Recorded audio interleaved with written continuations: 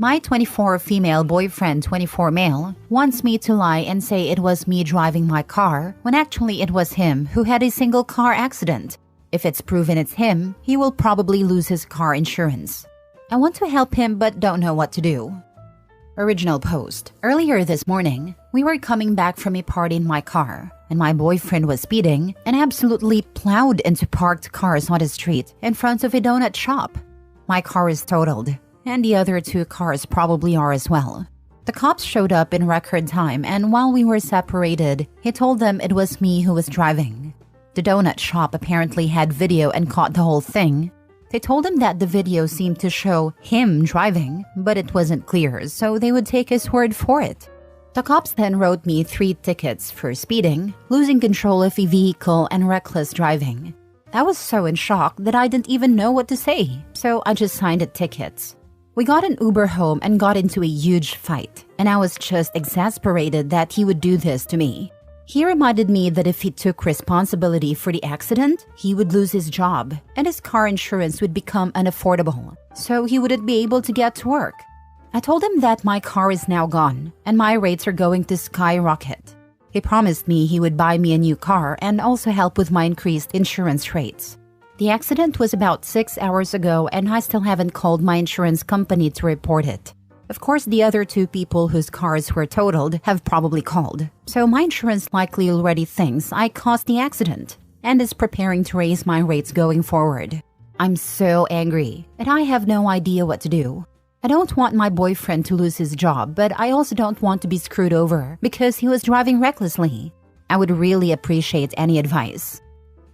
Now for the top advice before reading the update. No, do not go along with this at all. I'm an insurance adjuster, so here are the consequences for you, assuming this is in the US. 1. Your car, your insurance, is primarily responsible for the damages, injuries, etc., even if he was driving. By lying about who was driving, you are committing insurance fraud. This is a crime that can range from a misdemeanor to a felony, and they will prosecute you and your boyfriend. 2. When you're found to be committing insurance fraud, they will drop you. And you will have a hard time getting insurance because your name will go into a national database for fraudulent items. Forget high rates. Worry about being insurable at all. 3. If you're caught lying to your insurance company about fraud, they can deny your entire claim. All of it. Do you want to be responsible for paying for your car and 2 other cars? 4. Lying to the police can lead to charges for both you and him for filing a false report. Your boyfriend did this, so it's his responsibility to face the consequences, and they're going to be severe if you go along with this lie, especially if there's even vague video evidence. Clear this up immediately with the police, your insurance company, and try to get a copy of that video. And ditch the lying boyfriend. Am I screwed because I signed the tickets? I was so in shock at what was being told to me, I signed them without even realizing what I was doing. Honestly, I don't know. Call the officer who wrote them and ask. As I said, if they were suspicious already, that will work in your favor. But don't sit and think about it. Just fix it now. Why on earth would you cover for and love someone who has demonstrated complete and utter disregard for you? You do realize that covering for him is illegal, right? You've also set a precedent that his comfort and well-being are more important than yours. He shouldn't make you pay for his crime. It's his fault and his mess. Are you seriously going to let this giant mistake ruin your life with your insurance rates? Not to be a nag, but why were you two operating a vehicle in that condition? An Uber would have been smarter and cheaper. He claims he wasn't drunk. I don't drink but was tired, so I was trying to sleep on the way home. How much did he drink during the party? Did he eat and switch to water or coffee an hour or more before you guys left? Do you have the money to pay for the damages to the other people's property? Being tired is just as bad as being drunk. Also, what are you gonna do now that you don't have a car? I'm not sure. We stayed at a party until about 8 a.m. and I had been ready to leave at midnight. But he wanted to hang out with his friends. I fell asleep in a guest room around 3, so I'm not sure what he did after that. All I know is around 8, he woke me up to go home. And about 15 minutes later, while I was sort of dozing in the car, I woke up to my side of the car being smashed in around me. If he breaks up with you, do you have others who can help ferry you around? Do you make enough to cover restitution on your own? along with rent and day-to-day living expenses. Also, since it's unclear if you'll come clean, do you make enough to cover all of this plus the increased insurance cost when you eventually get a new car, factoring in at-fault increase of hitting multiple cars? I ask because my mother once made sure to pursue an 8th-time drunk driver for totaling her car. If you take the fall, you'll be covering expenses for your car, person 1's car, and a person 2's car. No, not at all. I'm pretty broke and my parents hate my boyfriend so much. And that I'm with him, they have more or less written me off. So I don't even really have a place to go if I dump him, let alone all the stuff you are talking about. Now for the update. So basically, at the advice of this thread, I stopped posting and called my mom and dad, who I really hadn't spoken to since I moved in with boyfriend, and said I was leaving him. I was scared and begged to be picked up. This was about 1:30 a.m. They said they would be over right away. I had locked myself in the bathroom and my boyfriend must have heard me making the call because he started trying to beat the door down and I was terrified.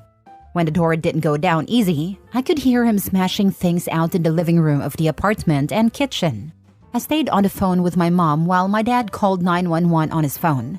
I stayed locked in the bathroom and he occasionally would try to break the door down and again. All this time I was crying and so freaking scared, and he was screaming and calling me every name in the book.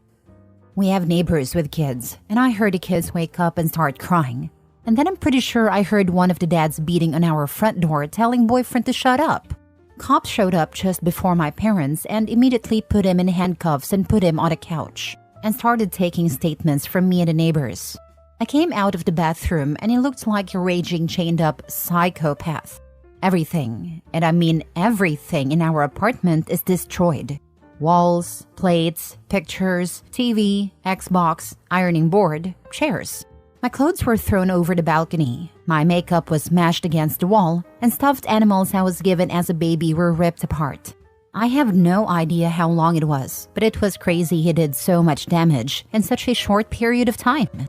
My dad and my mom showed up, and my mom started bawling because she hadn't seen me in so long, and my dad looked like he wanted to end my boyfriend.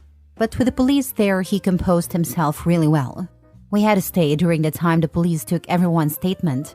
It was clear he was going to be arrested for a ton of stuff. I started telling them what caused all this and the story from earlier in the morning. So the officer asked me to get the tickets, and it turns out the officer who wrote the tickets this morning is the guy from the night incident's direct supervisor. So they're going to talk today and if need be, maybe go back to the donut place and look at the footage. Then the worst thing of all happened. My mom was standing sort of by the door as they were taking boyfriend out in handcuffs. My mom gave him a really nasty look and he said something like, "If she goes home with you, you'll just have another who blows her brains out." My older brother ended himself when he was 17 and I was 10. My mom has never gotten over it. Neither have I really. My mom reached out and slapped him as hard as she possibly could. So then the police had no choice but to arrest her as well. They were nice about it and loosely handcuffed her and took her to one of the squad cars. So I got dressed and tried to pack up and salvage whatever I could while my dad went down to bail out my mom. One of the 3 police stayed in a parking lot in his car, just in case any of boyfriend's boys showed up while I got what I could. My mom was in and out pretty quickly and is facing a misdemeanor battery charge which will probably go nowhere. But as you can imagine, while my parents were very happy to get me, they were extremely angry at what had transpired not only yesterday, but the last 6 months or so. I have a very long road ahead to repair the relationship with them. My dad has been mostly silent, but he did take me to the family attorney so he could start working on the stuff from the accident. He said it shouldn't be too hard to get me out of the tickets, and women especially take the fall for husbands or boyfriends' accidents way more often than you would think. I will probably still have to show up for court, but by that time, the investigation to show my boyfriend was the one really driving should be concluded, and I will be dismissed. However, the thing that really sucks is that my state is a permissive use state, meaning that my insurance has to cover anyone who is driving my car. There is a good chance that my insurance company will fight it out with its company for overall liability, and it won't be as bad. But I'm still going to take a massive hit on car insurance premiums for a long time. Another good thing is the lease to the apartment is totally in his name, so I won't be responsible for any damages there. Plus, I didn't do anything to put holes in walls, and I can just walk away from that. This whole thing sucks so much, because even after all that happened, and as crazy as he knows, I know I still have feelings for him that I need to get in serious therapy right away to start dealing with. I can't have someone so destructive in my life who was willing to let me take the fall for all his crap and then scare the life out of me and threaten me. This is the third or fourth story I recall, where OP said they couldn't contact their parents because they cut ties due to significant other. But when OP calls, parents come immediately. I bring this up only to say, if anyone reading this finds themselves in a similar position, please do contact your parents. Obviously not if you had no contact because parents were toxic or abusive though. Chances are they've been hoping for the "I'm leaving my significant other" help call for a while. My ex-girlfriend beat the heck out of me outside a nightclub so badly I lost a tooth. I called my mom in hysterics about 1 a.m. and she was out the door heading my way in seconds. My mom is an amazing woman who always told me no matter what, she would be there if I needed her. Sorry for the ramble. This post brought back some not-so-fun memories. My aunt was in an abusive marriage and she cut her parents, my grandparents, and the rest of her family out of her life for a bit. One phone call for help, and everyone who could drove hundreds of miles to pack up everything she owned in that house, get her in with an attorney, find a storage facility for her furniture, told her work what was going on and help her give notice, and move her back in with her parents all in one day and all while the guy was at work. A lot of people are against stepping back from abuse victims, but sometimes you really need to for your own sanity. It's important to let them know that you'll still be there if they are willing to leave, but you aren't willing to stay involved in the day-to-day. Oh, thank God she left him. She really thought settling for an abusive prick like this was better than being alone? Did she even really love him, or did she just not want to be lonely? Abusive relationships are not always easy to leave. Last story. My wife accidentally traumatized our daughter. My wife and I made a mistake of getting married too young, so she constantly stressed with our daughter and chores. I don't help enough, so after work, the only thing I have time to do is make dinner and do laundry, while my wife has to do all of the hard stuff alone. She's always throwing this in my face, and most of the time I can accept it since it's a valid argument, but sometimes I just lose my patience and yell back. Last week was one of those times and I said something really hurtful, and she started smacking me, and I try to sit down because it usually makes her less angry. And then she just starts choking me. I can't remember if I tried to get away or if she pushed me. Either way, she told me I hit my head on a counter and then the floor and I passed out. My daughter was in the room and saw everything. She had never seen my wife hurt me in any way, so she was hysterical when I woke up because she thought I was gone. Things have been pretty neutral between me and my wife these past few days. But daughter hasn't moved past it. She keeps looking at the bruises on my neck and she follows me everywhere when I'm home. I know my wife feels like a horrible mother now, and my daughter won't talk to her unless it's necessary. I'm so afraid that this will become a core memory for her. Why did I even argue?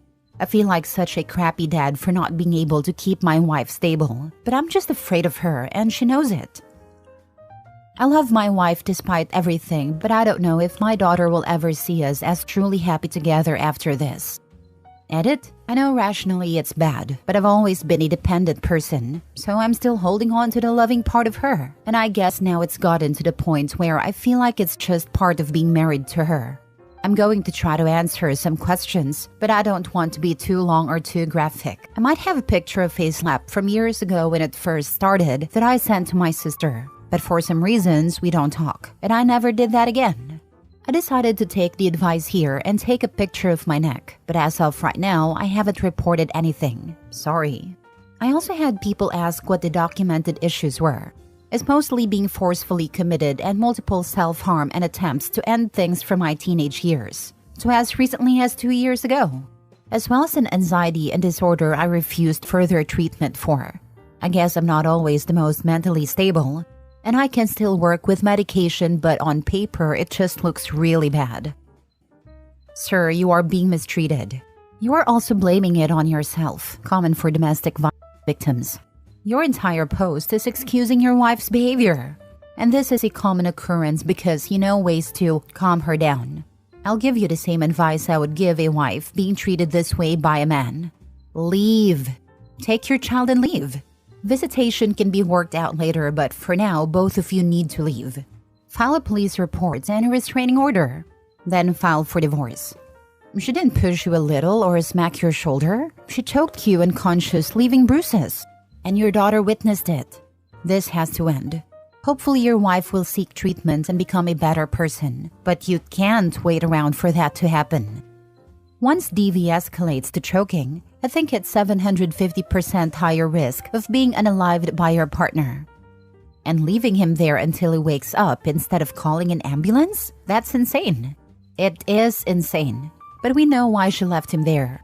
If she called an ambulance, they would want to know what happened to him, at least in order to know what treatment he needed.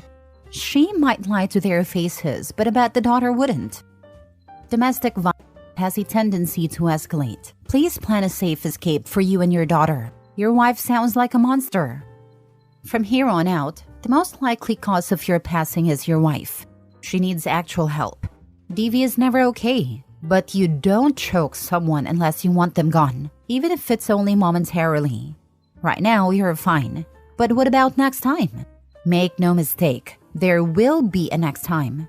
This broke a seal. Figure out someone you trust and tell them what happened in writing. Include pictures of any injuries if possible.